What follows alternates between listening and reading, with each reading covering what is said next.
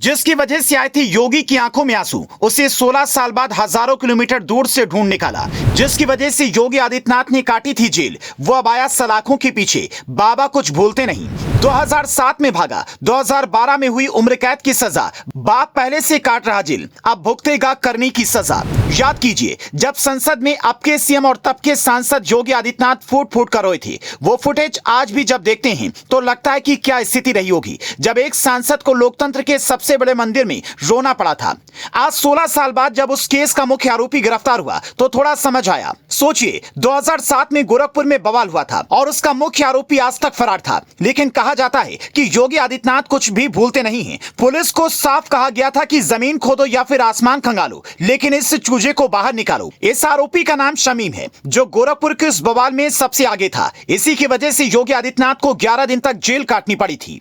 शमीम को भी गिरफ्तार किया गया था, लेकिन वो जमानत पर बाहर आकर फरार हो गया या फरार करवा दिया गया, क्योंकि उस वक्त सूबे में मायावती की सरकार थी और उन पर मुस्लिम तुष्टीकरण के आरोप लग रहे थे। पूछताछ में पता चला कि शमीम फरार होने के बाद चेन्नई चला गया था और उस समय मोबाइल और इंटरनेट की इतनी सुविधा नहीं होने की वजह से इसे ट्रेस नहीं किया जा सका। इसके बाद वो जब यहाँ पर आया तो परिवार के साथ न रहकर किराए के मकान में रह रहा था। पुलिस को जैसे इसकी जानकारी हुई तो उसे अरेस्ट कर लिया गया। गोरखपुर कोतवाली सर्किल के सीओ अनुराग सिंह ने बताया कि साल 2007 में राजकुमार अग्रहरी नाम के युवक की हत्या कर दी गई थी। उसमें 2 आरोपियों को अरेस्ट कर जेल भेजा गया था। मोहम्मद शमीम को अगस्त 2007 में जमानत मिल गई थी। इसके बाद से ही वो फरार हो गया था। मोहम्मद शमीम और उसके पिता शफीकुल्लाह को साल 2012 में आजीवन कारावास हो गया। शफीउल्लाह पहले से ही जेल में था। अब उसके बेटे को 11 सितंबर को तिवारीपुर से अरेस्ट किया गया है। इसके लिए एनबीडब्ल्यू और 8-2B की कार्रवाई हो चुकी है। यह पुलिस की बड़ी सफलता है। 16 साल बाद उसे गिरफ्तार किया गया।